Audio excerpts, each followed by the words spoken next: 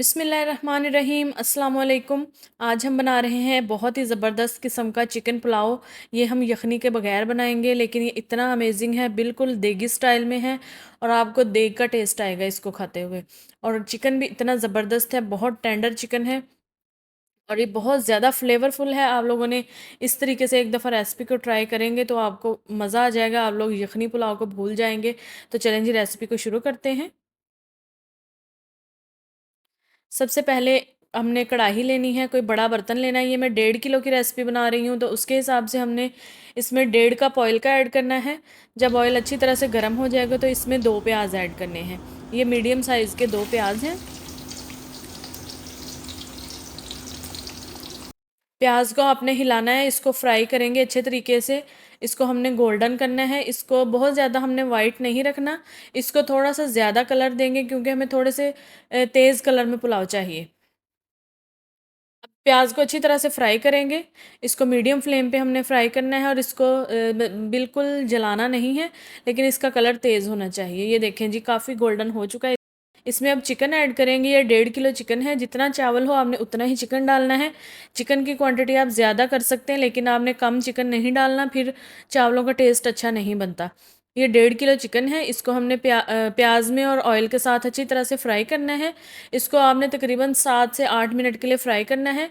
इससे ये होगा कि एक तो चिकन टूटेगा नहीं और दूसरा चिकन के अंदर तक फ्लेवर्स जाएंगे। अब यहाँ पे आपने चिकन को फ्राई करते हुए इसमें थोड़ा सा नमक ऐड करना है। ये तकरीबन 1 टीस्पून नमक है। इससे चिकन के अंदर तक फ्लेवर जाता है और ये फीका फीका सा नहीं लगता। अब इसको आपने तकरीबन 5 से 6 मिनट के लिए मज़ीद इसमें पकाना है और चिकन का कलर भी गोल्डन सा हो जाएगा। ये देखें, चिकन गोल्डन कलर का हो चुका है, बहुत खूबसूरत कलर आ गया है।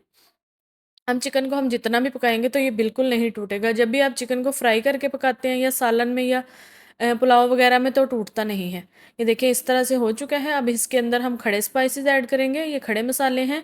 ये ज़ीरा है 1 टेबलस्पून, लौंग है 5 से 7, बड़ी इलायची है, छोटी इलायची है, बादियान के फूल, काली मिर्च है, गोल लाल मिर्चें हैं और कड़ी पत्ता है। दालचीनी का एक टुकड़ा है। इसको डाल के इसको हमने हिलाना है। इसको हम थोड़ा सा पकाएंगे। अगर ज़्यादा पकाएंगे तो ये मसाले जलना शुरू हो जाएंगे।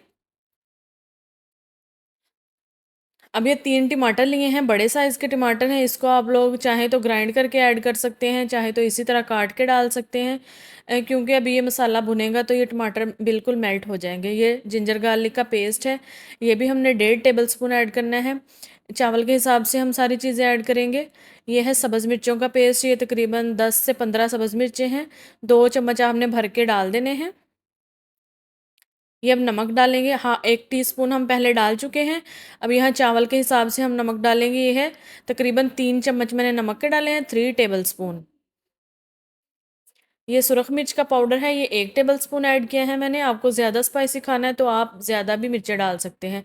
ये है गरम मसाला, ये भी हम 1.5 टेबलस्पून ऐड करेंगे। ये है दादड़ मिर्च यानी कि कुटी हुई सुरख मिर्च, ये है 1/2 टेबलस्पून। अब इसमें थोड़ा सा पानी डालेंगे और इसको हम हिलाएंगे एक दफ़ा।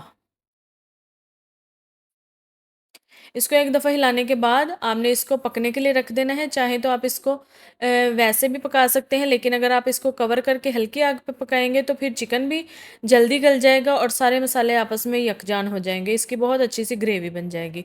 अब ये इसको मैंने अच्छी तरह से मिक्स कर दिया। अब इसको हम कवर कर देंगे और इसको तकरीबन 8 से 10 मिनट के लिए लो फ्लेम पे पकाएंगे ताकि चिकन गल जाए।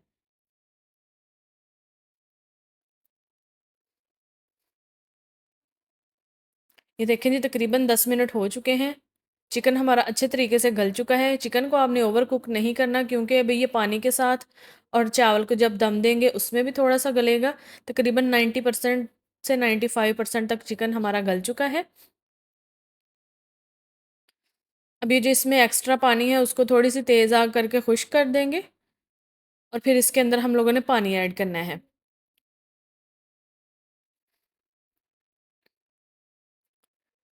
पानी हम चावल के हिसाब से ऐड करेंगे। चावल मैं पहले ही भिगो चुकी हूँ। अब उसके हिसाब से हम पानी ऐड करेंगे। 1.5 किलो चावल हैं तो वो तकरीबन हमारे बनते हैं 5 कप। ये वाला कप मैंने लिया है चावलों का। अगर 5 कप हों चावलों के तो ये 10 कप का रेशियो है, लेकिन हम लोग 5 से 2 कप ज़्यादा डालेंगे, यानी कि 7 कप पानी के डालेंगे। अगर हम ज़्यादा पानी डालेंगे तो फिर वो चावल बिल्कुल नरम खिचड़ी टाइप हो जाएंगे। हमें चावल नरम तो चाहिए, लेकिन हमें टूटे हुए या साथ जुड़े हुए चावल नहीं चाहिए। तो इसलिए हमने 10 गिलास पानी के जाने थे इसमें, तो मैंने 7 ऐड किए हैं, 7 कप। तो इसको पानी डाल के कवर कर देंगे ताकि इसमें अच्छा सा बॉयल आ जाए। ये पानी हमारा बिल्कुल बॉईल होना शुरू हो चुका है। अब इसके अंदर चावल ऐड करेंगे। यहाँ पे एक दफ़ा नमक ज़रूर चेक कर लेंगे। नमक थोड़ा-सा तेज़ होना चाहिए, यानी कि जैसे हम नॉर्मल नमक खाते हैं उससे थोड़ा-सा तेज़ हो। ये अब हम इसके अंदर चावल ऐड करेंगे। पानी बिल्कुल फुल बॉईल होना चाहिए जब आप इसमें चावल ऐड करेंगे। ये मैंने 1.5 किलो चावल भिगो के रख दिए थे अच्छी तरह से धो के। तकरीबन आपने इसको 40 से 45 मिनट के लिए ज़रूर भिगोना है।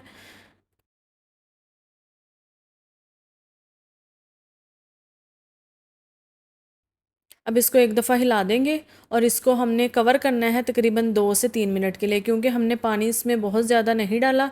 तो इसलिए हम लोग इसको कवर करके थोड़ा सा पकाएंगे ताकि चावल गल जाए और जितना भी पानी इसके अंदर है वो थोड़ा सा ड्राई हो जाए और चावल फूल जाएंगे।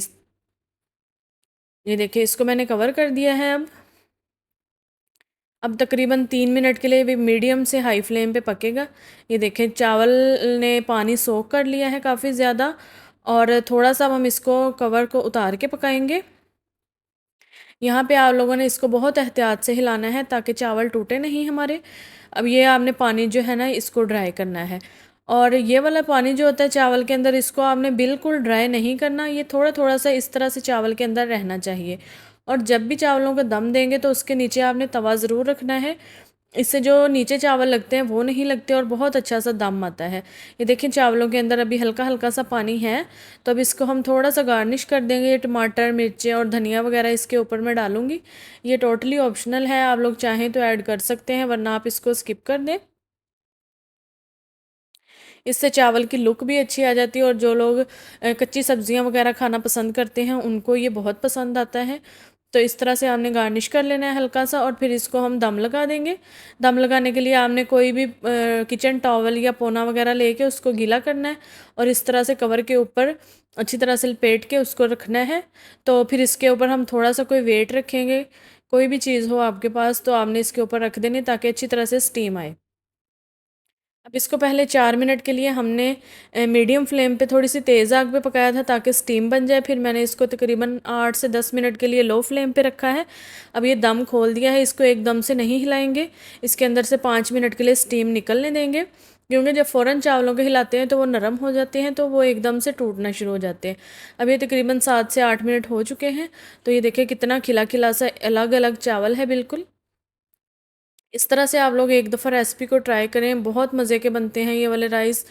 इंस्टेंट रेसिपी है, आप लोग इसको आधे घंटे में भी बना के तैयार कर सकते हैं। आपको कोई यखनी निकालने का झंझट नहीं करना पड़ेगा। और ये बहुत ही अमेजिंग बिल्कुल देग के चावल का जायका आएगा, क्योंकि देग में भी इसी तरह से बनाए जाते हैं, उसमें कोई यखनी नहीं निकाली जाती।